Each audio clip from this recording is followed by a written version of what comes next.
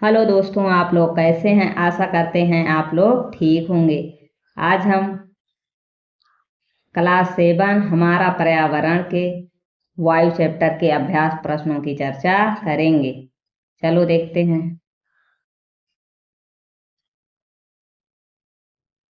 देखिए, वायुमंडल क्या है।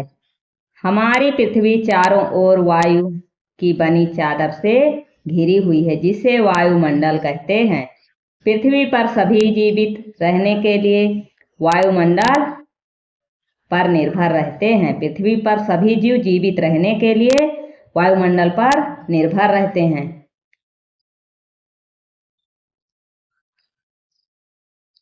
वायुमंडल का अधिकतर भाग किन दो गैसों से बना है। वायुमंडल में सबसे अधिक पाई जाने वाली दो गैसें हैं। पहला क्या है, नाइट्रोजन। नाइट्रोजन कितनी परसेंट पाई जाती है, 78%। ऑक्सीजन 21%। ठीक है, नाइट्रोजन 78%, ऑक्सीजन 21%।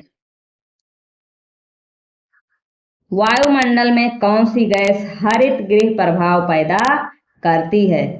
उत्तर देखिए, वायुमंडल में कार्बन डाइऑक्साइड, क्लोरोफ्लोरोकार्बन और कार्बन मोनोऑक्साइड गैस हरित गृह प्रभाव को पैदा करती है। कौन कौन, carbon dioxide gas, chlorofluorocarbon, carbon monoxide gas, ये सब कैसी गैसें हैं, हरित गैसें हैं। ठीक है, आगे देखिए, मौसम किसे कहते हैं। किसी निश्चित स्थान पर निश्चित समय में पाई जाने वाली वायुमंडलीय दशाओं को मौसम कहते हैं। किसी निश्चित स्थान पर निश्चित समय में पाई जाने वाली वायुमंडलीय दशाओं को क्या कहते हैं, मौसम कहते हैं। वर्षा के 3 प्रकार लिखिए। वर्षा के प्रकार, संवहनीय वर्षा, चक्रवातीय वर्षा, तीसरा पर्वतीय वर्षा। ठीक है, संवहनीय वर्षा, चक्रवातीय वर्षा और पर्वतीय वर्षा। अगला देखिए, वायु दाब क्या है। पृथ्वी की सतह पर वायु के भार द्वारा लगाया गया दाब वायु दाब कहलाता है। पृथ्वी की सतह पर, जिस पर हम सब लोग रहते हैं, वायु के भार द्वारा लगाया गया दाब क्या कहलाता है, वायु दाब कहलाता है। प्रश्न 2 देखिए, सही उत्तर को चिन्हित कीजिए।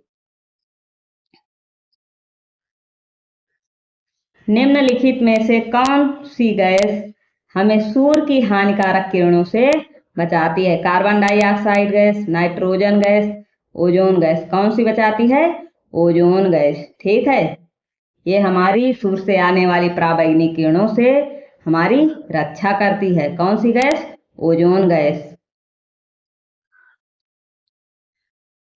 वायुमंडल की सबसे महत्वपूर्ण परत है, क्षोभ मंडल, वायुमंडल या मध्य मंडल।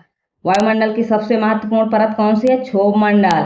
सभी मौसमी घटनाएं कहाँ होती हैं, क्षोभ मंडल में होती हैं। वायुमंडल की निम्न परतों में कौन सी बादल विहीन है, मतलब किस परत में बादल नहीं पाए जाते। क्षोभ मंडल में तो बादल पाए ही जाते हैं, क्योंकि ये मतलब इसमें सभी मौसमी घटनाएं, वर्षा, ओले, ठीक है, वायुमंडल में जितनी घटनाएं होती हैं कहाँ होती हैं, क्षोभ मंडल में। समताप मंडल यही है, क्या है, बादल विहीन कौन सी है, समताप मंडल। ठीक है, ये समताप मंडल में हवाई जहाज उड़ाने के लिए अच्छी जगह है। ठीक है, हवाई जहाज कहाँ उड़ते हैं, समताप मंडल में। मध्य मंडल में क्या होता है, मध्य मंडल में उल्का पिंड आकर जल जाते हैं। तो इसमें कौन सा उत्तर सही होगा, समताप मंडल। ठीक है, कौन सा सही है, समताप मंडल। आगे देखिए,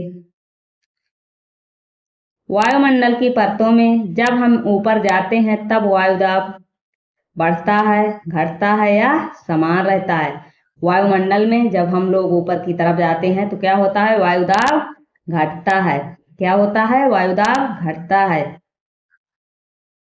जब दृष्टि तरल रूप में पृथ्वी पर आती है तो उसे हम कहते हैं, ठीक है, क्या कहते हैं, बादल कहते हैं, तरल रूप में। ठीक है, बादल कहते हैं, वर्षा कहते हैं या हिम कहते हैं। देखिए, बादल तो आएंगे नहीं पृथ्वी पर, ठीक है, और ये हिम, बर्फ, बर्फ तो तरल होता नहीं है, ठीक है, तो क्या कहेंगे उसे?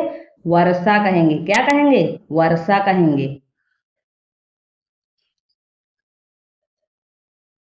देखिए, निम्नलिखित स्तंभों को मिलाकर सही जोड़े बनाइए।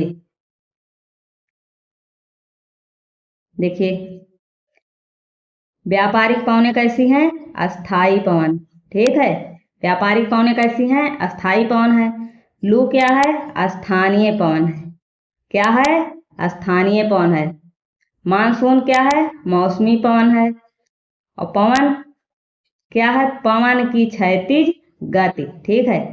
व्यापारिक पवनें कैसी हैं? अस्थाई पवन है। लू स्थानीय पवन है। मानसून क्या है? मौसमी पवन है। पवन क्या है? पवन की क्षैतिज गति। आगे देखिए, कारण बताइए। आर्द्र दिन में गीले कपड़े सूखने में अधिक समय लेते हैं। मतलब सर्दी के समय में गीले कपड़े सूखने में अधिक समय लेते हैं। इसका क्या बताना है? कारण बताना है, ठीक है। उत्तर देखिए, वर्षा ऋतु में ही अक्सर आई दिन होते हैं और आई दिनों में हवा में जलवाष्प की मात्रा या नमी की मात्रा अधिक होती है और यह हवा में जल वाष्प की मात्रा या नमी गीले कपड़े को जल्दी सूखने नहीं देते, ठीक है। ये आई नहीं है, क्या है? बारिश है। क्या है? ठीक है, वर्षा ऋतु में अक्सर बारिशें होती रहती हैं, ठीक है। ये क्या है? वर्षा।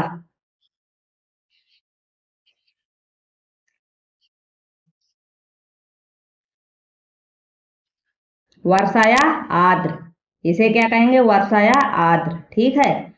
वर्षा ऋतु में अक्सर आर्द्र दिन होते हैं। आर्द्र दिनों में हवा में जलवाष्प की मात्रा या नमी की मात्रा अधिक होती है, ठीक है, इसलिए कपड़े जल्दी नहीं सूखते हैं। भूमध्य रेखा से ध्रुवों की ओर जाने पर आतपन की मात्रा घटती जाती है। भूमध्य रेखा पर वर्ष भर सूर्य की किरणों सीधी पड़ती हैं, ठीक है, सूर्य की किरणें सीधी पड़ती हैं। लेकिन जैसे जैसे भूमध्य रेखा से उत्तर दक्षिण की ओर जाते हैं तो सूर्य की किरणें तिरछी पड़ने लगती हैं और यही कारण है कि भूमध्य रेखा से ध्रुवों की ओर आने पर आतपन की मात्रा घटती जाती है, ठीक है। ये देखिए, देखिए ये रही भूमध्य रेखा, ठीक है, ये रही भूमध्य रेखा। जब ऐसे ऐसे यहाँ रहा ध्रुव, यहाँ क्या है? ध्रुव है, और यहाँ भी ध्रुव है, ठीक है। जब ऐसे ऐसे मतलब उत्तर की तरफ जाएं या दक्षिण की तरफ जाएं तो आतपन की मात्रा क्या होती है? घटती रहती है, ठीक है। आगे देखिए,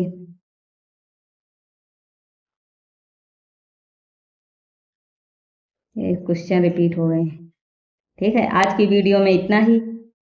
यदि वीडियो पसंद आए तो वीडियो को लाइक करें, नए हैं तो चैनल को सब्सक्राइब करें।